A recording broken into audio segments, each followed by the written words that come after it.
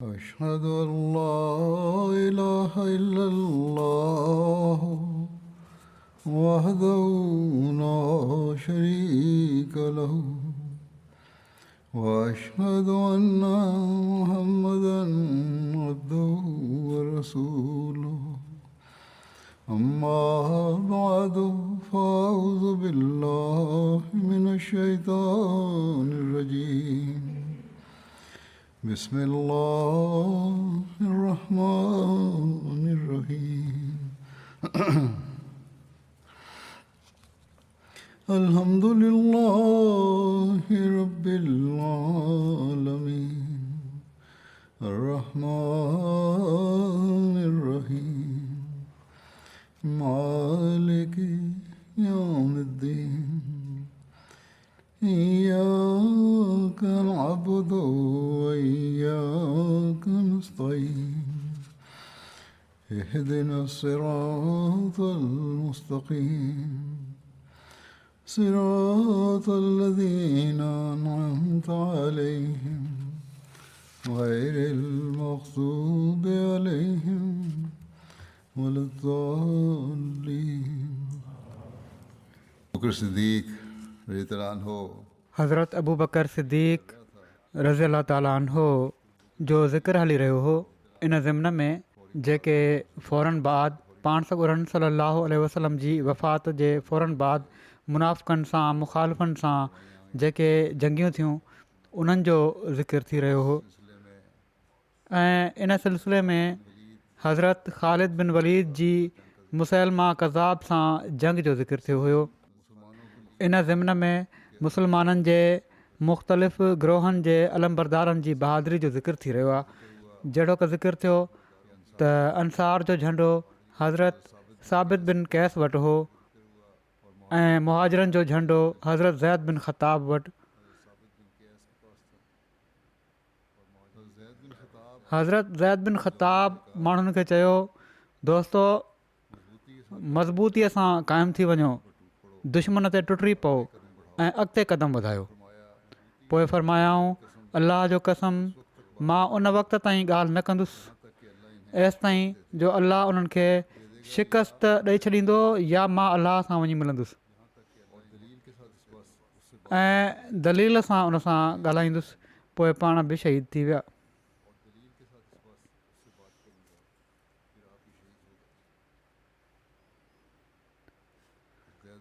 हज़रत ज़ैद बिन ख़ताब रज़ी अल्लाह ताला अन्हो जे बारे में अचे थो त पाण हज़रत उमर बिन ख़ताब रज़ी अल्लाह ताला अन्हो जा वेगा भाउ हुआ। क़दीमुल इस्लाम आहिनि, शुरू में इस्लाम क़बूल करण वारनि मां आहिनि। बदर ऐं उनखां पोइ जे ग़ज़वात में शरीक रहिया। रसूलुल्लाह सल्लल्लाहु अलैहि वसल्लम हिजरत खां पोइ संदन ऐं मान बिन अदी अंसारी रज़ी अल्लाह ताला अन्हो जे विच में मुवाख़ात कराई हुई ऐं ॿई ई यमामा वारी जंग में शहीद थी विया। यमामा वारी जंग में हज़रत ख़ालिद जॾहिं लश्कर खे तरतीब ॾिनो त हिकिड़े हिसे जो सिपह सालार हज़रत ज़ैद बिन ख़ताब खे बणायाऊं ऐं अहिड़ी तरह हिन जंग में मुहाजिरनि जो परचम बि संदन ई हथ में हुयो। पाण परचम खयूं अॻिते वधंदा रहिया ऐं वॾी सुरिहाई सां विढ़िया एसि ताईं जो शहीद थी विया त परचम किरी पियो। सालम मौला अबी हुज़ैफ़ा रज़ी अल्लाह अन्हुमा परचम झले वरितो। इन मार्के में ज़ैद रज़ी अल्लाह ताला अन्हो मुसलमा जे दस्ते रास्त ऐं हिकिड़े बहादुर शाह सवार जंहिंजो नालो रजाल बिन उनफ़वा हो उनखे क़तलु कयो ऐं खेनि जंहिं शहीद कयो उनखे मरियम हनफ़ी चवनि था। इन खां पोइ हू मुसलमान थी वियो ऐं हिकु भेरे जॾहिं हज़रत उमर उनखे चयो त तूं मुंहिंजे भाउ खे क़तलु कयो हो त उन चयो, ए अमीरुल मोमिनीन, अलाह ताला मुंहिंजे हथां ज़ैद रज़ी अल्लाह ताला अन्हो खे शरफ़ बख़्शियो ऐं उन्हनि जे हथां मूंखे ज़लील न कयाई।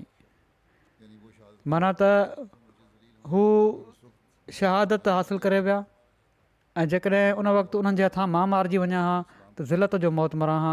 हाणे मूंखे इस्लाम जी तौफ़ीक़ मिली वई आहे हज़रत उमर बिन ख़त्ताब जा पुट हज़रत अब्दुल्ला बिन उमर बि यमामा वारी जंग में शामिलु थिया हुआ। हू जॾहिं वापसि मदीने आया त हज़रत उमर पंहिंजे हिन शहीद थियण वारे भाउ जे ग़म में उन्हनि खे चयो त जॾहिं तुंहिंजा चाचा ज़ैद शहीद थी विया त तूं छो वापसि अची वएं ऐं छो पंहिंजो चहिरो मूंखां लिकाए न वरितई। जॾहिं ज़ैद जे क़तल जी ख़बर उमर रज़ीअल्लाहु ताला अन्हु ताईं पहुती त उन्हनि फ़रमायो ज़ैद ॿिनि नेकियुनि में मूंखां अॻिते निकिरी वियो हुयो। हीअ ज़िक्र पहिरियां बि हिकु दफ़ो बयानु थी चुको आहे त मूंखां पहिरियां इस्लाम क़बूलु कयईं ऐं मूंखां पहिरियां शहीद थी विया। मालिक बिन नुवैरा खे जॾहिं हज़रत ख़ालिद क़तलु करे छॾियो त उन जे भाउ मुतमिम बिन नुवैरा पंहिंजे भाउ मालिक जे क़तल ते शेर चया। उनखे पंहिंजे भाउ सां वॾी मुहबत हुई ऐं हू अक्सर उन्हनि जी जुदाई में रहंदो रहंदो हो ऐं शेर चवंदो हुयो। हिकु भेरे जॾहिं हज़रत उमर सां उन जी मुलाक़ात थी ऐं उन भाउ जो मरसियो हज़रत उमर खे ॿुधायो त हज़रत उमर उन्हनि खे चयो त जेकॾहिं मां शेर चवणु ॼाणा हा त तव्हांखे मां बि पंहिंजे भाउ ज़ैद जे लाइ शेर चवां हा। इन ते मुतमिम अर्ज़ु कयो त जेकॾहिं मुंहिंजे भाउ जो मौत अहिड़ो हुजे हा जीअं तव्हांजे भाउ जो मौत थियो आहे माना त शहादत जो मौत त मां कॾहिं बि पंहिंजे भाउ ते ग़मगीन न थियां। उमर रज़ीअल्लाहु ताला अन्हु फ़रमायो जंहिं ख़ूबसूरत अंदाज़ में मुंहिंजे भाउ जी ताज़ियत तूं कई आहे ॿिए कंहिं नाहे कई। ऐं हज़रत उमर फ़रमाईंदा हुआ त जॾहिं सुबुह जी हीर हलंदी आहे त ज़ैद जी यादि ताज़ी थी वेंदी आहे।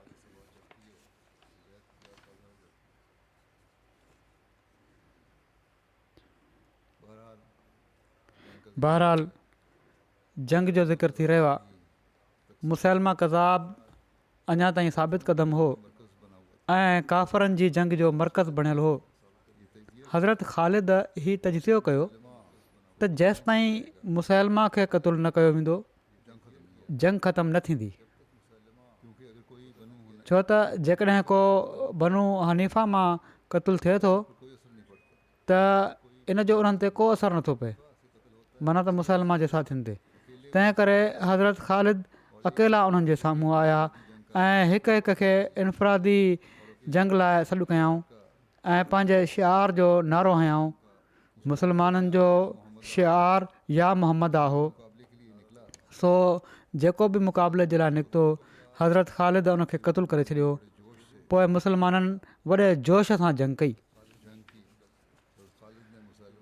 हज़रत ख़ालिद मुसलमा खे मुक़ाबले जे लाइ सॾु कयो। उन क़बूल करे वरितो अचणु त हज़रत ख़ालिद उन ते उन जी ख़्वाहिश जे मुताबिक़ कुझु शयूं पेश कयूं। पोइ हज़रत ख़ालिद उन ते हमलेआवर थिया त हू भॼी वियो ऐं उन जा साथी बि भॼी विया। त हज़रत ख़ालिद माण्हुनि खे पुकारे चयो मुसलमाननि खे त ख़बरदार हाणे लापरवाही न कजो, अॻिते वधो ऐं कंहिंखे बची वञणु न ॾिजो। इन ते मुसलमाननि उन्हनि ते यकदमि काह कई। असाब सॻोरनि इन मार्के में वॾे सबुरु ऐं इस्तिक़ामत जो अहिड़ो सबूत ॾिनो जंहिंजो मिसाल नथो मिले ऐं लाॻीतो दुश्मन ॾांहुं वधंदा रहिया एसि ताईं जो अलाह ताला दुश्मननि जे ख़िलाफ़ु फ़तह अता फ़रमाई ऐं काफ़र पुठि ॾेई वठी भॻा। मुसलमाननि उन्हनि जो पीछो कयो ऐं उन्हनि खे क़तलु कंदा रहिया ऐं तलवारूं उन्हनि जे कंधनि ते हलाईंदा रहिया एसि ताईं जो उन्हनि खे हिकिड़े बाग़ में पनाह वठण ते मजबूर करे छॾियऊं। बनू हनीफ़ा जे हिकिड़े सरदार मोकिम बिन तुफ़ैल भॼंदड़ माण्हुनि खे चयो त हिन बाग़ में दाख़िल थी वञो। हीउ तमामु वॾो बाग़ हुयो जंहिंजे चौधारी भितियूं हुयूं। मोहकिम बिन तुफ़ैल बनू हनीफ़ा जो पीछो करण वारे मुसलमाननि जो मुक़ाबिलो करणु शुरू करे ॾिनो। हीउ बाग़ जंग जे मैदान जे वेझो ई हुयो ऐं मुसलमा जी मिल्कियत हो। इन बाग़ खे हदीक़तुर रहमान चयो वेंदो हो। जहिड़ी तरह मुसलमा खे रहमानुल यमामा चयो वेंदो हो। पर हिन जंग दौरान हिन बाग़ में तमामु घणाईअ में दुश्मननि जे मारिजी वञण जे करे हिन बाग़ खे हदीक़तुल मौत बि माना त मौत जो बाग़ चयो वञणु लॻो। मुसैलमा कज़ाब बि पंहिंजे साथियुनि सां गॾु इन बाग़ में हलियो वियो। हज़रत अब्दुर्रहमान बिन अबू बकर ॾिठो त बनू हनीफ़ा जो हिकिड़ो सरदार मोहकिम ख़िताबु करे पियो थो। उन्हनि उन ते तीर हलाए उनखे क़तलु करे छॾियो। बनू हनीफ़ा बाग़ जो दर बंदि करे छॾियो ऐं असाबनि चइनी पासनि खां इन बाग़ ते कड़ो चाढ़े छॾियो। मुसलमान का जॻह ॻोल्हणु लॻा त कहिड़ी तरह बाग़ जे अंदरि वञी सघिजे, पर हीउ किले जहिड़ो बाग़ हुयो। बावजूद ॻोल्हा जे उन जे अंदरि वञण जी का जॻह न मिली सघी।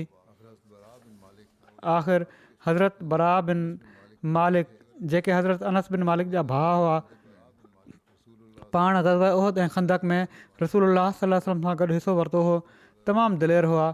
पाण चयऊं त मुसलमानो, हाणे सिर्फ़ु हिकिड़ो तरीक़ो आहे त तव्हां मूंखे खणी हिन बाग़ में उछले छॾियो, मां अंदरि वञी दर खोले छॾींदुसि। पर मुसलमान ही बर्दाश्त न पिया करे सघनि त उन्हनि जो हिकिड़ो वॾे रुतबे वारो साथी हज़ारे दुश्मननि जे विच में पंहिंजी जान विञाए छॾे। उन्हनि ईअं करण खां इनकार करे छॾियो, पर हज़रत बरा बिन मालिक इसरार करणु शुरू कयो ऐं चयाऊं त मां तव्हांखे अलाह जो कसम थो ॾियां, मूंखे बाग़ में उछले छॾियो भित जे अंदरे पासे। आख़िर मजबूर थी मुसलमाननि उन्हनि खे बाग़ जी भित ते चाढ़े छॾियो।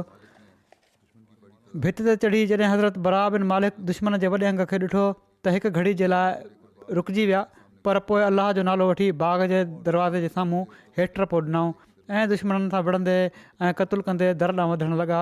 आख़िरकार पाण दर ताईं पहुचण में कामयाबु थी विया ऐं बाग़ जो दर खोले छॾियाऊं। मुसलमान ॿाहिरि दर खुलण जे ई इंतज़ार में हुआ। जीअं ई दर खुलियो, हू बाग़ में दाख़िल थी विया ऐं दुश्मननि खे क़तलु करणु लॻा। बनू हनीफ़ा मुसलमाननि जे अॻियां भॼणु लॻा, पर हू बाग़ मां ॿाहिरि न पिया निकिरी सघनि। नतीजो हीउ निकितो जो हज़ारे माण्हू मुसलमाननि जे हथां क़तलु थी विया। हिकिड़ी रिवायत हीअ बि आहे त सिर्फ़ु हज़रत बरा बिन मालिक न ऐं पर ॿियनि बि केतिरनि ई मुसलमाननि भित टपी दर ॾे मुंहुं कयो।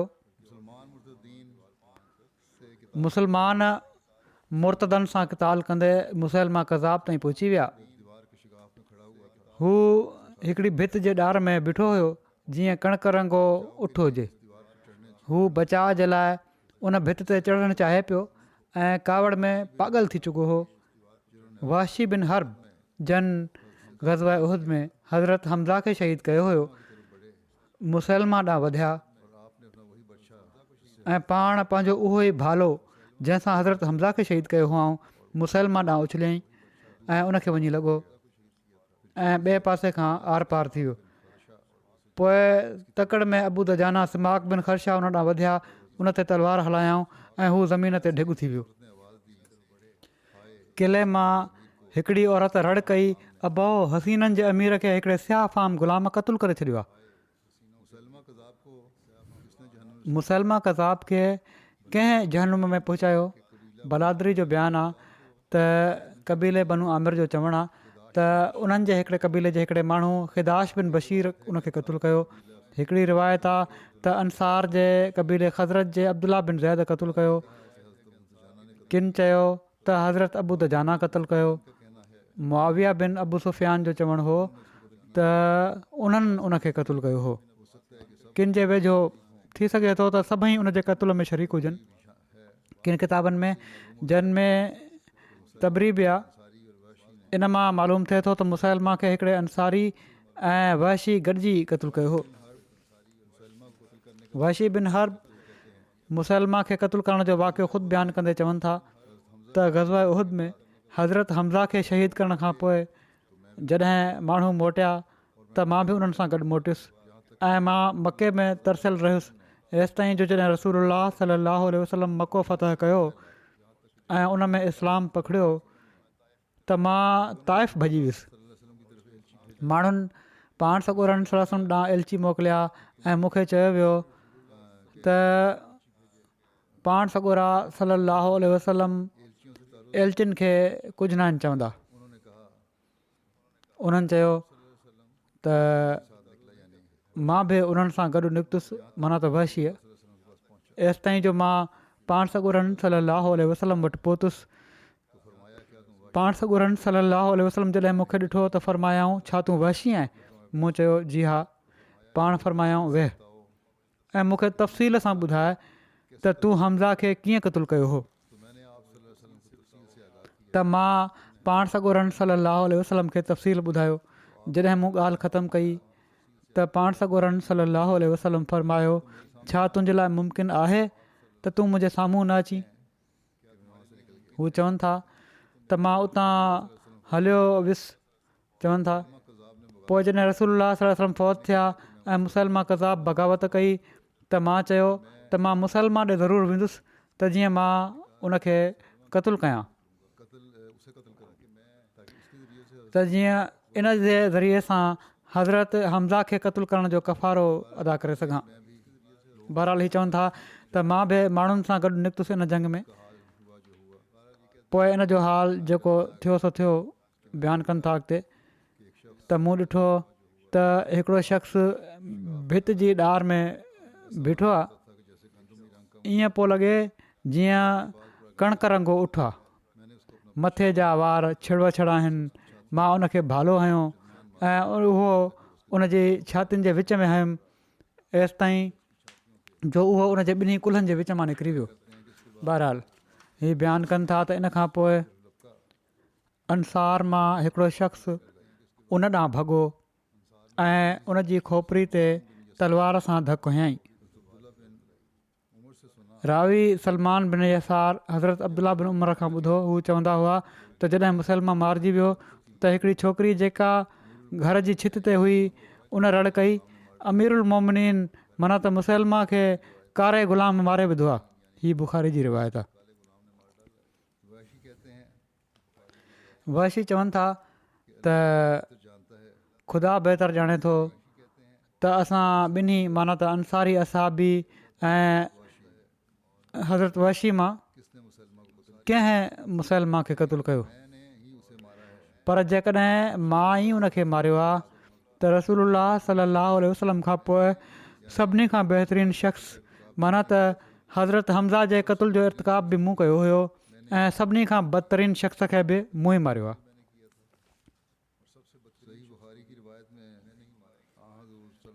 सही बुख़ारी जी रिवायत में पाण सॻुरनि सल्लल्लाहु अलैहि वसल्लम जेको वहशी खे ई फ़रमायो हुयो त छा तुंहिंजे लाइ मुमकिन आहे त तूं मुंहिंजे साम्हूं न अची? इन जी शरह में हज़रत सैयद ज़ैनुल आबिदीन वलीउल्लाह शाह साहिबु लिखियो आहे त वहशी में जेका तब्दीली पैदा थी उहा उन्हनि जे इख़लास ते दलालत करे थी। उन्हनि जी ख़्वाहिश हुई त हू कहिड़ी तरह पंहिंजी ग़लती जो कफ़ारो ॾियनि, जीअं त यमामा जी ख़ौफ़नाक जंग में पंहिंजी हीअ ख़्वाहिश ऐं बास पूरी करे सुरखरू थिया। पोइ अॻिते लिखनि था शाह साहिबु त पाण सॻुरनि सां जा लफ़्ज़ वहल तस्तती अन तुग़य्यिब वजहक अन्नी, छा तुंहिंजे लाइ मुमकिन आहे त तूं मुंहिंजे साम्हूं न अची? तमामु बुलंद अख़लाक वारी ख़ूबी पधरी कंदड़ ही लफ़्ज़ आहिनि। वहशी खां ख़्वाहिश जो इज़हार कयो अथनि त जेकॾहिं तोखां थी सघे त मुंहिंजे साम्हूं न ईंदो कर। हीअ गुफ़्तगू जो तरीक़ो आमराणो न आहे ऐं पर इल्तमास वारी गुफ़्तगू जो अंदाज़ आहे। इन मां उन मुहबत ऐं इज़त जो पतो पए थो जेका हज़रत हमज़ा जे लाइ पाण सॻुरनि सल्लल्लाहु अलैहि वसल्लम जी दिलि में हुई। हिकिड़ो मुंतक़िम मिज़ाज इंतकाम वठी दिलि थधी करे सघे पियो, पर पाण सॻुरनि सल्लल्लाहु अलैहि वसल्लम अफ़ुफ़ खां कमु वरितो। सिर्फ़ु एतिरो चाहियूं त हू उन्हनि जे साम्हूं न अचे त जीअं हज़रत हमज़ा जी दर्दनाक शहादत जी यादि सां संदन दिलि खे सदमो न रसे। हिन ई यमामा वारी जंग जो तफ़सील हिकिड़े ॿिए हंधि बयानु थियो आहे, जंहिंमें मुसलमाननि तरफ़ां जुरत ऐं दिलेरी जो ज़िक्र हीअं बयानु थियो आहे त ॿिन्ही टोलनि जे विच में शदीद लड़ाई थी एसि ताईं जो ॿिन्ही टोलनि जा केतिरा ई माण्हू क़तल ऐं ज़ख़्मी थी विया। मुसलमाननि मां सभिनी खां पहिरियां मालिक बिन औस शहीद थिया। मुसलमाननि मां क़ुर जा हाफ़िज़ बि तमामु घणाई में शहीद थी विया। ॿिन्ही लश्करनि में छिती वेड़ थी एसि ताईं जो मुसलमान जे लश्कर में ऐं मुसलमान जो लश्कर मुसलमाननि जे लश्कर में वञी रलियो। जॾहिं मुसलमान हटजनि पिया त हू माण्हू अॻिते वधनि पिया त जीअं मुजाह ताईं पहुची सघनि। सालम मौला अबू ज़ैफ़ा पंहिंजी अधु पिनिनि ताईं खॾ खोटरी। उन्हनि वटि मुहाजिरनि जो झंडो हुयो ऐं साबित बि अहिड़ी तरह खॾ पंहिंजे लाइ खोटरी। पोइ उन्हनि ॿिन्ही पंहिंजे झंडनि खे पाण सां चिंबड़ाए वरितो ऐं माण्हू हर पासे छिड़वछड़ थी विया हुआ। माना त खॾ खोटरे उन में अंदरि ई बीह रहिया ऐं झंडा साण लॻाए वरिताऊं, जॾहिं त सालिम ऐं साबित पंहिंजे झंडनि सां क़ाइमु रहिया। एसि ताईं जो सालिम शहीद थी विया ऐं अबू हुज़ैफ़ा बि शहीद थी विया। हज़रत अबू हुज़ैफ़ा जी मुंडी सालिम जे पेरनि में हुई ऐं सालिम रज़ी अलाह ताला अन्हु जी मुंडी हज़रत अबू हुज़ैफ़ा जे पेरनि में हुई। जॾहिं सालिम शहीद थी विया त झंडो कुझु देरि अहिड़ी तरह पियो रहियो, कंहिं उहो खयों न। पोइ यज़ीद बिन कैस जेके बदरी असाबी हुआ उहे अॻिते वधिया ऐं उन्हनि हिन झंडे खे खणी वरितो एसि ताईं जो हू बि शहीद थी विया। पोइ हकम बिन सईद बिन आस हिन झंडे खे खयों ऐं उन जी हिफ़ाज़त में सॼो ॾींहुं विढ़ंदा रहिया। पोइ हू बि शहीद थी विया। वहशी चवनि था त शदीद लड़ाई थी। 3 भेरा मुस्लमाननि जा पेर पटिजी विया। चोथों भेरो मुस्लमाननि मोटी हमिलो कयो ऐं उन्हनि जा पेर ॼमी विया ऐं हू तलवारुनि जे साम्हूं ॼमी बीठा। बनू हनीफ़ा ऐं उन्हनि जूं तलवारूं हिक ॿिए ते पवणु लॻियूं एसि ताईं जो मां बाहि जूं चिणगूं उन्हनि मां निकिरंदे ॾिठियूं ऐं उन्हनि जा घंटी जहिड़ा आवाज़ ॿुधा। अलाह ताला असां ते पंहिंजी मदद नाज़िल कई ऐं बनी हनीफ़ा खे अलाह ताला शिकस्त ॾिनी ऐं अलाह मुसलमा खे क़तलु करे छॾियो। हू चवनि था त मां उन ॾींहुं पंहिंजी तलवार ख़ूब हलाई एसि ताईं जो उहा तलवार मुंहिंजे हथ में मुठीअ ताईं रत में भरिजी वई। हज़रत इब्न उमर चवनि था त मां हज़रत अमार खे हिकिड़े जबल जी टिकरी ते चढ़ियलु ॾिठो। हू पुकारे रहिया हुआ त ऐं मुसलमाननि जा गुरो, छा तव्हां जन्नत खां भॼो पिया था? मां अमार बिन यासिर आहियां, मूं ॾांहुं अचो। रावी चवनि था त मां ॾिसी रहियो हुउसि त उन्हनि जो कनु वढिजी लड़की रहियो हो। अबू ख़ैसमा नजारी चवनि था जॾहिं मुसलमान यमामा वारी जंग जे ॾींहुं छिड़वछड़ थी विया त मां हिकु पासे हटी वियुसि ऐं मुंहिंजी अखियुनि जे साम्हूं ई मंज़र आहे त मां उन ॾींहुं हज़रत अबू दजाना खे ॾिसी रहियो हुउसि। उन्हनि जो नालो सिमाक बिन ख़रशा हो ऐं अबू दजाना जी कुनियत सां मारूफ़ हुआ। ही उहे मशहूरु असाबी आहिनि जेके पाण सॻोरनि सल्लल्लाहु सां गॾु सभिनी ग़ज़वात में शरीक थिया ऐं ग़ज़वा उहद में पाण सॻोरनि सल्लल्लाहु अलैहि वसल्लम हिकिड़ी तलवार हथ में खणी चयो, हिन जो हक़ केरु अदा कंदो? अबू दजाना चयो, मां अदा कंदुसि। पाण सॻोरनि सल्लल्लाहु अलैहि वसल्लम उन्हनि खे उहा तलवार इनायत फरमाई ऐं किन रिवायतुनि में आहे त उन्हनि पुछा कई त हिन जो हक़ छा आहे? फरमायाऊं ही त मुसलमान खे न मारिजांइ ऐं काफ़र खां न भॼजांइ। हज़रत अबू दजाना मामूल मुताबिक़ मथे ते ॻाढ़ी पटी ॿधी ऐं फ़ख्रिया अंदाज़ सां आकड़जंदे सिफ़ुनि जे विच में अची बीठा। पाण सॻोरनि सल्लल्लाहु अलैहि वसल्लम फरमायो, हीअ चाल जेतोणीकि ख़ुदा खे नापसंद आहे पर अहिड़े मौक़े ते को हर्ज़ु न आहे। जंग जे मार्के में तमामु दिलेरी सां मुक़ाबिलो कयाऊं ऐं केतिरा ई काफ़र क़तलु कयाऊं ऐं रसूलुल्लाह सल्लल्लाहु अलैहि वसल्लम जी हिफ़ाज़त में वॾा ज़ख़्म खाधऊं पर मैदान खां न हटिया। बहरहाल यमामा वारी जंग जे वाक़े में बयानु आहे त इन में अबू दजाना ते बनू हनीफ़ा जे हिकिड़े गिरोह हमिलो कयो। हीउ पोयों वाक़ियो बयानु थी रहियो आहे पाण सॻोरनि सल्लल्लाहु अलैहि वसल्लम जे ज़माने जो। हाणे यमामा में छा थियो हिननि जे बारे में लिखियलु आहे, हिननि ते हिकिड़े गिरोह हमिलो कयो त पाण पंहिंजे साम्हूं बि तलवार हलाइनि पिया, पंहिंजे साॼे बि तलवार हलाइनि पिया ऐं पंहिंजे खाॿे बि तलवार हलाइनि पिया। मथनि हिकिड़े शख़्स हमिलो कयो ऐं उनखे ज़मीन ते किराए छॾियऊं। पाण का ॻाल्हि न करे रहिया हुआ एसि ताईं जो उहो गिरोह खाइनि परे थी वियो ऐं वापसि हलियो वियो ऐं मुस्लमान वेझो अची विया। बनू हनीफ़ा शिकस्त खाई बाग़ ॾांहुं वठी भॻा ऐं मुस्लमान उन्हनि जे पुठियां भॻा ऐं उन्हनि खे बाग़ में पनाह वठण ते मजबूर करे छॾियऊं। उन्हनि माण्हुनि बाग़ जा दर बंदि करे वरिता त हज़रत अबू दजाना चयो, मूंखे ढाल में विझी उछले छॾियो त जीअं मां अंदरि वञी बाग़ जो दर खोले सघां। जीअं त मुस्लमाननि ईअं ई कयो ऐं पाण बाग़ में पहुची विया। पाण चई रहिया हुआ, तव्हांजो भॼणु तव्हांखे असांखां बचाए नथो सघे। पाण उन्हनि सां सख़्तु जंग कयाऊं एसि ताईं जो दर खोले छॾियाऊं। रावी चवनि था त असीं वटनि बाग़ में उन वक़्तु दाख़िल थियासीं जॾहिं पाण शहीद थी चुका हुआ। हिकिड़ी ॿी रिवायत जे मुताबिक़ बरा बिन मालिक खे बाग़ में उछलियो वियो हुयो, पर पहिरीं रिवायत जेका आहे उहा वधीक सही मालूम थिए थी, बरा बिन मालिक वारी। इन जो तफ़सील बि आहे। बहरहाल बाक़ी इनशा आइंदा बयानु थींदो। हिन वक़्तु मां पाकिस्तान जे लाइ दुआ लाइ बि चवणु चाहियां थो। अहमदनि जे लाइ ख़ासि तौर ते दुआ कयो। हालात उमूमी तौर ते जेके बिगड़जनि पिया था उहे त आहिनि पाकिस्तान जा, अहमदनि ॾांहुं बि अहिड़े हालात में पोइ हिननि जी तवजो थी वेंदी आहे। मुखालफ़त वधे पई थी। पुराणियूं क़बरूं उखेड़ण खां बि ही न मुड़िया। तमामु बदज़ात क़िस्म जा माण्हू आहिनि। अलाह ताला हिननि खे पकड़े। अहिड़ी तरह अलजाइर जे अहमदनि जे लाइ बि दुआ कयो। उहे बि अॼुकल्ह ॾुखियाईनि में गिरफ़्तार आहिनि। अफ़गानिस्तान जे अहमदनि जे लाइ बि दुआ कयो। अलाह ताला सभिनी ते पंहिंजो फज़ुल नाज़ुल फ़रमाए। हिन वक़्तु मां कुझु मरहूमनि जो ज़िक्र करणु चाहियां थो ऐं इन खां बाद पोइ हिननि जी जनाज़े जी निमाज़ खां पोइ पढ़ाईंदुसि। इन में पहिरियों ज़िक्र आहे मुकरम नसीम मेहदी साहिबु मुबलिग सिलसिला जो, जेके मुकरम मौलाना अहमद ख़ान नसीम साहिब जा पुट हुआ। कुझु ॾींहं पहिरियां हिननि जी 69 सालनि जी उमिरि में वफ़ात थी वई आहे। इन्ना लिल्लाहि व इन्ना इलैहि राजिऊन। अलाह ताला जे फज़ुल सां ही मूसी बि हुआ। हिननि जूं 2 शादियूं हुयूं। पहिरीं घरवारी फ़ौत थी वई हुई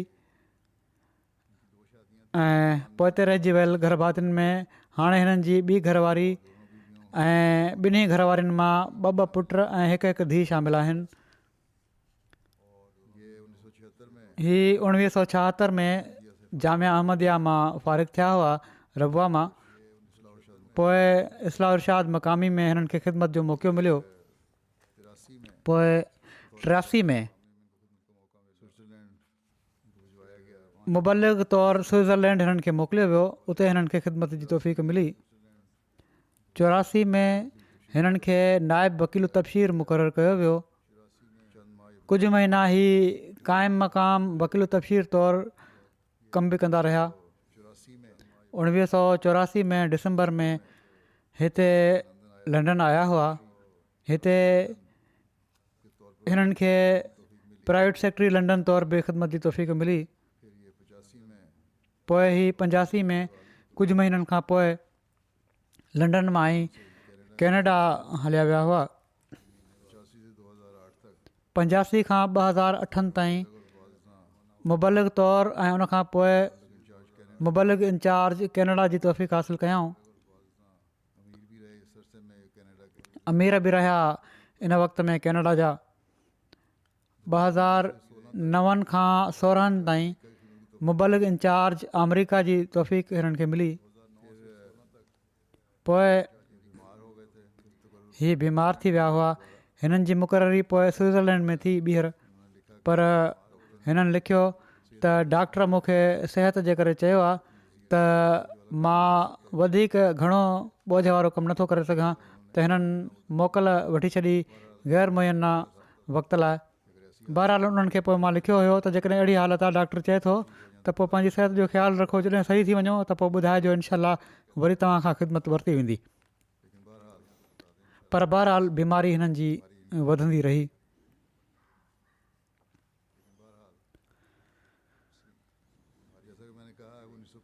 जहिड़ो की मूं चयो, 1985 में ही कैनेडा विया हुआ। 1986 में मिशन हाउस बैतुल इस्लाम जे लाइ 24 एकड़ ज़मीन ख़रीद कई वई ऐं उनखे पोइ उते आबाद बि कयो वियो। केतिरा अहमदी कैनेडा में अची आबाद थिया हिननि जे वक़्त में, ऐं हिननि वॾी मदद कई उन्हनि माण्हुनि जी। केतिरा ई माण्हू हिननि जा थोराइता आहिनि। चंदे ऐं तजनीद जे सिस्टम खे हिननि कंप्यूटराइज़ड करायो। टोरंटो ऐं कैलगरी में 2 वॾियुनि मस्जिदुनि जी अॾावत कई वई ऐं 2 जमायतुनि में सेंटर्स बि क़ाइमु कया विया। मुंहिंजो ख़्यालु आहे शायदि वैनकूवर वारी मस्जिद बि ठही हुई हिननि जे ज़माने में शायदि। बहरहाल ही 2 वॾियूं मस्जिदूं त आहिनि.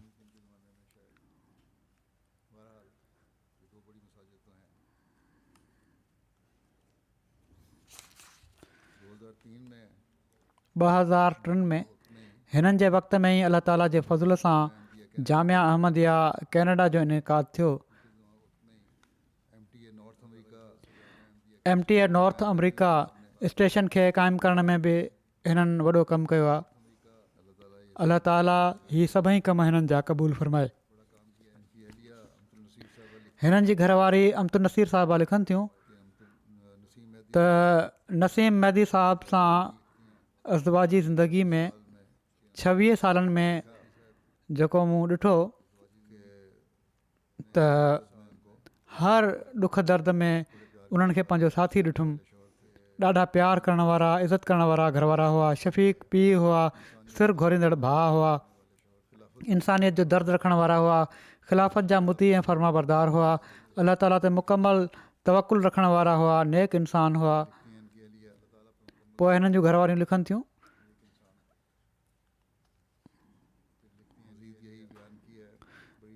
वधीक इहो ई बयानु कयो अथनि त ॾाढी माण्हुनि जी ख़ालिस ख़िदमत करण वारा हुआ ऐं ॿियनि सां मुहबत सां पेश अचणु ऐं जमायत जे ख़िलाफ़ु न का ॻाल्हि ॿुधंदा हुआ, न कंहिंखे हिननि जे साम्हूं करण जी ज़रूरत हूंदी हुई, करण बि न ॾींदा हुआ ऐं तमामु घणी महिमान नवाज़ी कंदा हुआ. दुरूद शरीफ़ पढ़ण ॾांहुं ॾाढी तवजो रहंदियूं हुअनि. चवनि थियूं जॾहिं उमिरि ते विया त मां पुछा कई त कहिड़ियूं दुआऊं घुरियव त उन्हनि चयो त मां त सिर्फ़ु उते दुरूद शरीफ़ पढ़ियो आहे. हिननि जी धीअ सादिया महदी चवनि थियूं त मुंहिंजा वालिद ॾाढियूं दुआऊं घुरंदड़ शख़्सियत जा मालिक हुआ. चवनि थियूं जॾहिं बि मां कॾहिं हिननि खे दुआ जे लाइ चवंदी हुअमि त मूंखे चवंदा हुआ त दुरूद शरीफ़ पढ़ंदी कर. जॾहिं बि कंहिं मामले में दुआ जे लाइ चयो हमेशह दुरूद शरीफ़ पढ़ण ॾांहुं तवजो ॾियारायूं. मां हिकिड़े ॾींहुं हिननि खां पुछा कई त तव्हां हर ॻाल्हि ते इहो ई चओ था त दुरूद शरीफ़ पढ़ंदी कर, त चवनि था त दुरूद शरीफ़ पढ़ ऐं सम्झाइनि पिया त सभिनी खां वॾी दुआ दुरूद शरीफ़ ई आहे. जेकॾहिं हीअ क़बूलु थी वई त सभई दुआऊं पूरियूं थी वेंदियूं.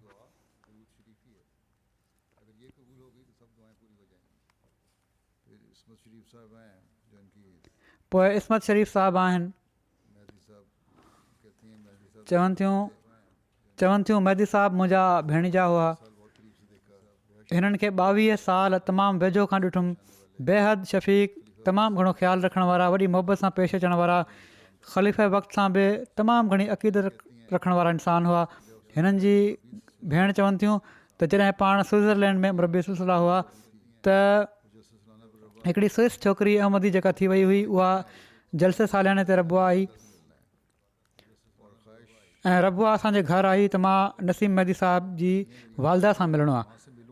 चवनि थियूं त मुंहिंजी ख़्वाहिश आहे त मां उन माउ सां मिलां जंहिंजो पुटु एॾो ज़हीन आहे, जंहिं एतिरे थोरे वक़्त में एतिरनि ॿोलियुनि ते उबूर हासिलु करे वरितो आहे ऐं हू बिना कंहिं हबक जे तबलीग जे कमनि में मसरूफ़ आहे ऐं वॾी रवानी सां हर मौज़ू ते ॻाल्हि करे वठंदो आहे.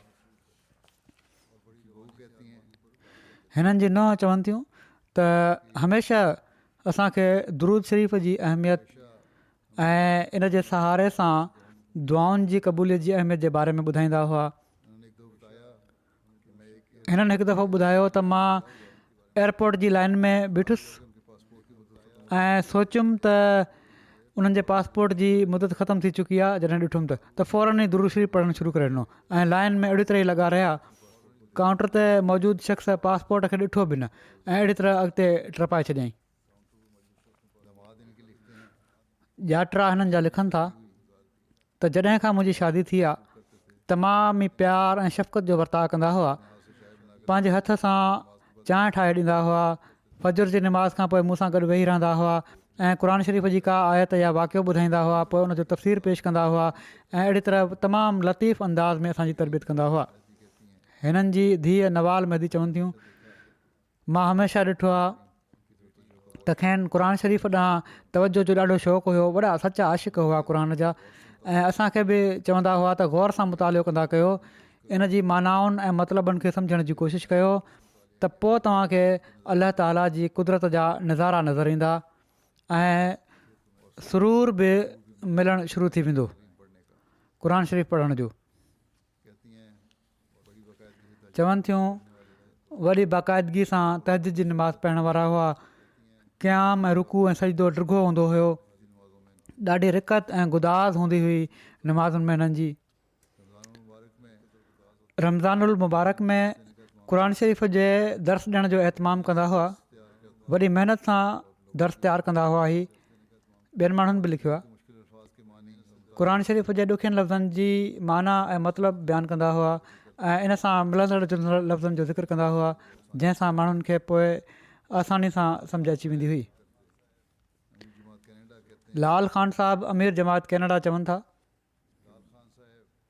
त साबिक़ अमीर ऐं मिशनरी इंचार्ज कैनेडा सां गॾु मां 1987 खां वठी हिकिड़ो वॾो वक़्तु कमु कयो आहे। अलाह ताला हिननि खे वॾियुनि वसफ़ुनि सां नवाज़ियो हुयो जमात जी ख़िदमत में, ऐं उहे जेके ख़ुशूसियतूं हुयूं उन्हनि खे जमात जी ख़िदमत में हिननि इस्तेमालु कयो। उन्हनि खे दोस्त बणाइण ऐं दोस्ती निभाइण ऐं हिननि राब्तनि खे जमात जे मफ़ाद में इस्तेमालु करण जी तौफ़ीक़ अलाह ताला अता फ़रमाई। कैनेडियन सोसाइटी जे केतिरनि ई शोबनि जी हिमायत सां उन्हनि सां ज़ाती तालुक़ पैदा कयऊं ऐं उन्हनि खे जमायत सां मुतारिफ़ करायऊं। माशाअल्लाह हीअ महारत हिननि में ख़ूब हुई ऐं जंहिं सां बि तालुक़ु क़ाइमु कयऊं तमामु भलो ऐं गहिरो तालुक़ु हुयो ऐं ॿियनि बि इन तालुक़ खे निभायो। हिननि जी वफ़ात ते बि अहिड़ी तरह ग़ैरनि तमामु घणी ताज़ियत कई आहे।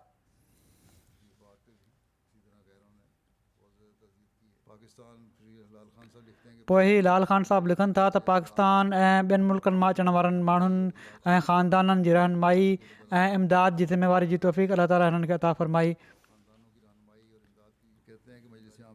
पोइ चवनि था त मजलिस आमला जे मेंबरनि सां हिननि जो राब्तो दोस्तनि वांगुरु रहंदो हुयो। चवनि था त मूंखे हिननि जी इमारत में तक़रीबन 20 साल ख़िदमत जी तौफ़ीक़ मिली। इन दौरान में मूंखे उन्हनि हीउ अहसासु थियणु न ॾिनो त हिननि जे अमीर हुअण जे सबबु मां हिननि जो मातहत आहियां ऐं पर हिननि जो रवैयो मूंसां हिकिड़े दोस्त वारो रहियो आहे। पोइ डॉक्टर असफन दाऊद साहिबु चवनि था त नसीम मेहदी साहिब खे ऑर्डर ऑफ इंटारियो जो ॿिलो 2009 में मिलियो, जो जेको सूबे जो सभिनी खां मौज़िज़ एज़ाज़ आहे जेको कंहिं शहरी खे ॾेई सघिजे थो। हीउ अवॉर्ड कंहिं बि फील्ड में कामयाबी ऐं आला ख़िदमतूं बजा आणण ते ॾिनो वेंदो आहे। चवनि था जॾहिं हिननि जी मुक़ररी अमरीका में थी त हिकु दफ़ो जलसे सालियाने ते मुंहिंजी हिननि सां मुलाक़ात थी। उन वक़्तु हिननि मूंखे नसीहत कई त तूं जंहिं पोज़ीशन ते हाणे आहीं तोखे जेतिरी घणी माण्हुनि जी ख़िदमत करे सघीं थो तूं कर। जॾहिं बि को जमात जो माण्हू तो वटि अचे त उनजी मदद कर ऐं कॾहिं बि धिकारजांइ न। जेको कुझु उन्हनि जे लाइ करे सघे थो कजांइ। ऐं हीअ बि ॿुधायऊं त माण्हू कॾहिं कॾहिं सही तरह ॻाल्हि न आहिनि कंदा त उन्हनि जी ॻुझे तौर बि पतो करे उन्हनि जी मदद करणु घुरिजे। चवनि था मां उन्हनि खे हमेशह ज़रूरतमंदनि जी मदद कंदे ॾिठो आहे ऐं हमेशह अहिड़े रंग में ऐबपोशी कंदे मदद कंदा हुआ जो ज़रूरतमंद कहिड़ी तरह बि शर्मसार न थिए। मुरबी सिलसिला आहिनि शकूर साहिबु, उहे चवनि था त हिकिड़ी नसीहत जेका मूंखे ज़हन नशीन थी वई आहे उहा हीअ आहे उन्हनि जी केतिरनि ई ॻाल्हियुनि मां त जामिया जे शुरूआती सालनि में शायदि दर्जा सानिया में हुउसि। चवनि था मां हिकु दफ़ो टे पहर जी नमाज़ ते चंपल पाए मस्जिद में अची वियुसि त उन्हनि मूंखे चयो त वाक़फ़ीन सिलसिले खे सभिनी हालात जे लाइ तयारु थी करे घरां निकिरणु घुरिजे त जीअं जेकॾहिं कॾहिं को हुकुम मिली वञे फौरी तौर ते त उतां ई उनखे बजा आणण जे लाइ तव्हां माण्हू तयारु थी हलिया वञो। ईअं न थिए त चओ त मां घर वञी तयारु थी अचां थो। जिस्मानी तौर ते बि हमेशह तयारु रहणु घुरिजे ज़हनी खां अलावा। अहिड़ी तरह फ़रासत उमिरि आहिनि मुरबी सिलसिला अमरीका, उहे चवनि था त जॾहिं मुंहिंजो इंटरव्यू थियो जामिया लाइ त मेहदी साहिबु हिकिड़ो सुवालु पुछियो त जेकॾहिं मिशनरी तौरु अफ्रीका मोकिलियो वञे ऐं उते मुखालफ़त थी वञे मक़ामी माण्हुनि पारां त कंहिंसां पहिरियां राब्तो कंदे, पंहिंजी वालदा सां या ख़लीफ़तुल मसीह सां? त चवनि था त मां सोचण खां पोइ चयो त ख़लीफ़तुल मसीह सां। इन ते मेहदी साहिबु चयो त इन ई बुनियाद ते मां तुंहिंजी सिफ़ारिश कयां पियो थो त तोखे दाख़िला ॾिनी वञे ऐं इहो ई सही जवाबु आहे। कर्नल दिलदार साहब सेक्रेटरी मिशन हाउस आहिनि, चवनि था त नसीब मेहदी साहब में ख़लीफ़नि जी इताद जो जज़्बो नुमायां मिले पियो। हिननि जे कारनामनि मां हिकिड़ो कारनामो पीस विलेज जो क़याम आहे। हीउ अहिड़ी तरह वजूद में आयो जो जंहिं ज़माने में कैनेडा जो सालियानो जलसो मस्जिद बैतुल इस्लाम जे लॻ वारे मैदान में थींदो हुयो, उन वक़्तु लॻ वारी ज़रई ज़मीन जे टुकड़े जी मालिकियाणी जलसे जे मौक़े ते हर साल शिकायत कंदी हुई त हिननि जे जलसे जे लुड़ सां मूंखे घबराहट थिए थी ऐं हिननि जे लंगर जी धप मुंहिंजे लाइ बर्दाश्त खां ॿाहिरि आहे। बहरहाल कुझु वक़्त खां पोइ जॾहिं हुकूमत हिन ज़रई ज़मीन जी ज़ोनिंग कई, उनखे रहाइश में तब्दील करे छॾियईं, रहाइशी ज़ोन में, त पोइ नसीम मेहदी साहब खे फ़िकिर थियो त हीअ हिकिड़ी मालिकियाणी असांखे परेशान करे रही हुई, हाणे त केतिरा ई मालिक बणिजी वेंदा त ॾाढी ॾुखियाई थी वेंदी, केतिरनि ई घरनि जा मकीन अची वेंदा। इन ते उन्हनि ईद जे मौक़े ते जमायत जे दोस्तनि में स्कीम पेश कई त छो न हिते घर सभई अहमदी बणाए वठनि ऐं अहमदी माण्हू ख़रीद करे वठनि हीअ जॻह। जीअं त जमायत जे माण्हुनि इन तहरीक ते लबैक चयो ऐं अलाह जे फज़ुल सां पोइ पीस विलेज जो क़याम अमल में अची वियो।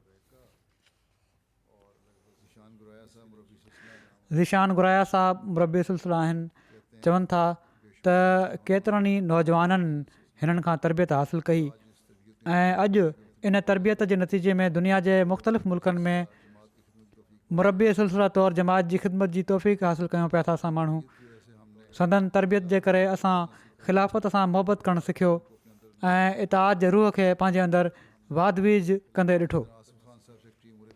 अहिड़े तरह आसिफ़ ख़ान साहब सेक्रेटरी उमिरि ख़ारजा आहिनि कैनेडा जा। उहे चवनि था मां 13 सालनि जी उमिरि में वॉन में आयो हुउसि। उन वक़्तु मिशन हाउस जे चौधारी कुझु माण्हू अहमदी हुआ। मुंहिंजो उन वक़्तु जमायती इल्मु तमामु घटि हुयो।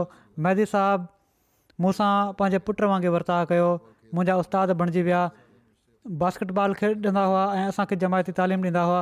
मां होश संभालियो त मूंखे मुख़्तलिफ़ सियासतदाननि सां राब्तो करण जे लाइ जमाती कमु ॾींदा हुआ ऐं अहिड़ी तरह अॼु बि अलाह जे फज़ल सां ई तमामु भलो कमु कनि पिया था। चवनि था हीअ सभई मां तरबियत हिननि खां हासिलु कई। मिर्ज़ा मक़फ़ूर अहमद साहब अमीर जमायत अमरीका चवनि था त 2016 में मिशनरी इंचार्ज ऐं नाइब अमीर जमात अमरीका तौरु हिननि खे ख़िदमत जी तौफ़ीक़ मिली ऐं अमरीका में हिननि तमामु भलो कमु कयो, दौरा कया, मुख़्तलिफ़ स्टेट्स में विया, दौरनि ते तबलीग जे कम खे मुयसर तौरु शुरू करण जी कोशिशि कयाऊं।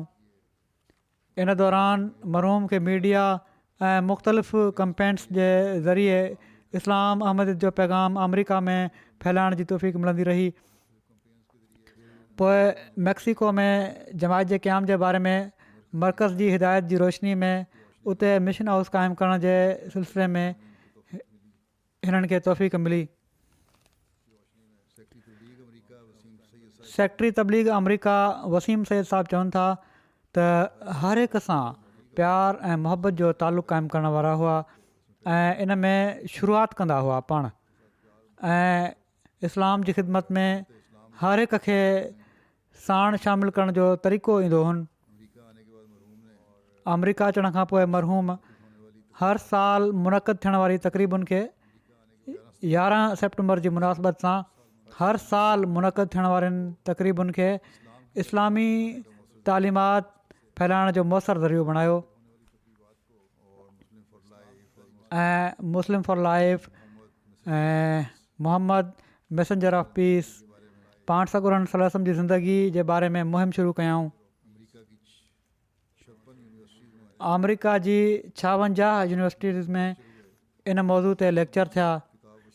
लाइफ ऑफ मोहम्मद किताब वॾे पैमाने ते हिननि जे लेक्चर में शामिलु थियण वारनि माण्हुनि खे तोहफ़े तौरु ॾिनो वियो। मुस्लिम फॉर लॉयल्टी जी मुहिम बि हिननि शुरू कई। मुख़्तलिफ़ यूनिवर्सिटीज़ में लेक्चर ॾिनऊं, मक़ामी हुकूमती हल्कनि सां मीटिंग्स कयाऊं ऐं इस्लाम जी तालीम खे उजागर कयाऊं। हज़रत ख़लीफ़तुल मसीह सालिस जलसे सालियाने जे मौक़े ते हिकु दफ़ो पंहिंजी तक़रीर में स्विट्ज़रलैंड जे मिशन जी कोशिशुनि में जमायत जे तारफ़ी फोल्डर जी स्कीम ते मेहदी साहब जी मुस्तैदी जो ज़िक्र कंदे फ़रमायो हुयो त स्विट्ज़रलैंड जे जबलनि ते रहनि था माण्हू जेके जानवर पालण वारा 3 क़बीला आहिनि। ही टिनी जी ॿोली बि अलॻि अलॻि आहे। 28,000 जे अंग में आहिनि। हिकु ॿ इन खां बि घटि आहे उन्हनि जो अंगु। त बहरहाल चवनि था त इतफ़ाक़नि 28,000 अंग ॻाल्हाइण वारनि जो फोल्डर शाया करे छॾियो। ऐं नसीम मदी साहिबु अलाह ताला उन्हनि खे जज़ा ॾिए, मूंखां सलाह वठण खां पोइ 8,000 फोल्डर हर घर में पहुचाए छॾियो उन इलाइक़े जे। उते उन इलाइक़े जे हर घर में पहुचाए छॾियो त उते लुड़ मची वियो। ॿिनि अख़बारुनि तमामु सख़्तु तनक़ीद लिखी आहे त मां चयो त सुठी दुआ हिननि जे हक़ में थी वई आहे। केतिरा ई लख फोल्डर विरिहाया विया। बहरहाल हीअ मुख़्तसिर रिपोर्ट हुई जेका हज़रत ख़लीफ़ुल मसीह सालिस उते पेश कई जलसे में। अलाह ताला हिननि सां मग़फ़िरत ऐं रहम जो वर्ताव फ़रमाए, दर्जा बुलंद फ़रमाए, पंहिंजे प्यारनि जे क़दमनि में हिननि खे जॻह ॾिए, हिननि जे ॿारनि ऐं घरवारी खे बि सब्र ऐं हौसलो अता फ़रमाए ऐं हिननि जूं नेकियूं जारी रखण जी तौफ़ीक़ अता फ़रमाए। जहिड़ी तरह हिननि वफ़ा सां ज़िंदगी गुज़ारी आहे, इन्हनि जी औलाद बि अहिड़ी तरह वफ़ा सां ज़िंदगी गुज़ारण वारी थिए। अॻिलो ज़िक्र आहे अज़ीज़म मोहम्मद अहमद शारम आफ रबा जो। हीउ ॿारु 16 सालनि जी उमिरि में रज़ा अला जी फ़ौत थी वियो। इन्ना लिल्लाहि व इन्ना इलैहि राजिऊन। ख़िलाफ़त जो आशिक़, हिकिड़ो खिलमुख ऐं हरदिल अज़ीज़ ॿारु हुयो। माली तहरीकुनि में वधी सदी हिसो वठंदो हुयो। जमायती ऐं तनज़ीमी प्रोग्रामनि में बाक़ाइदा शामिलु थींदो हुयो। अलाह ताला जे फज़ल सां मूसी हो। इन उमिरि में उन वसियत करे वरिती हुई। पोइ हिते रहिजी वियल घर भातियुनि में वालदेन खां अलावा 2 भेणूं शामिल आहिनि। अलाह ताला सभिनी खे सब्र ऐं हौसलो अता फ़रमाए।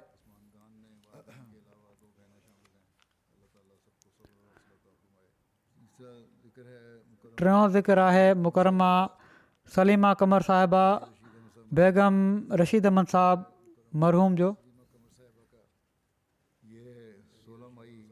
हीअ 16 मई ते हिननि जी वफ़ात थी आहे। इन्ना लिल्लाहि व इन्ना इलैहि राजिऊन। अलाह ताला जे फज़ल सां मूसिया हुयूं। हिननि जे ख़ानदान में अहमदियत हिननि जे वालिद चौधरी मोहम्मद सिद्दीक़ साहब जे नाने हज़रत मौलवी वज़ीरुद्दीन साहब आफ मकैरिया जे ज़रिए आई, जेके हज़रत मसीह मऊद अलैहिस्सलाम जा असाबी हुआ ऐं कांगड़ा में हेडमास्टर हुआ।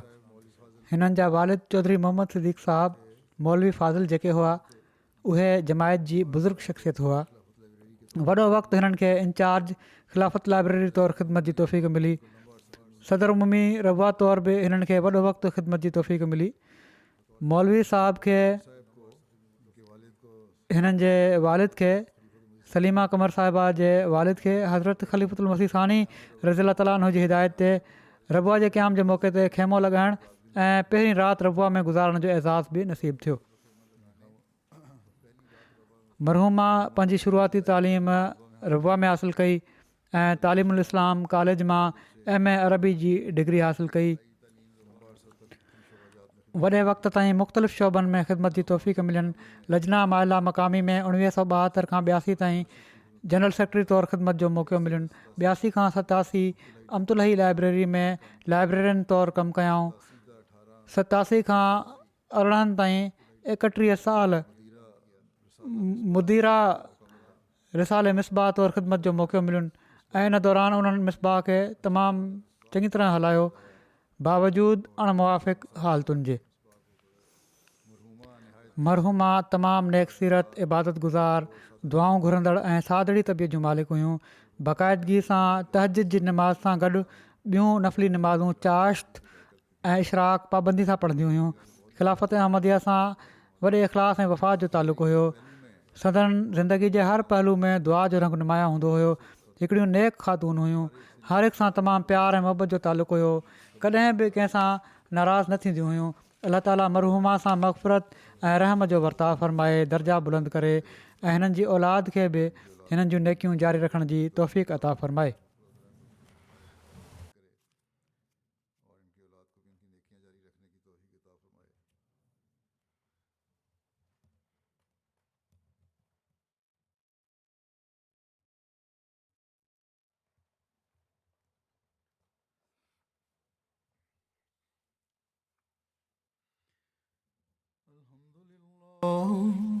الحمد لله نحمده ونستعينه ونستغفره ونؤمن به ونتوكل عليه ونعوذ بالله من شرور أنفسنا ومن سيئات أعمالنا من يهده الله فلا مضل له ومن يضلل فلا هادي له ونشهد أن لا إله إلا الله ونشهد أن محمدا عبده ورسوله عباد الله رحمكم الله إن الله يأمر بالعدل والإحسان وإيتاء ذي القربى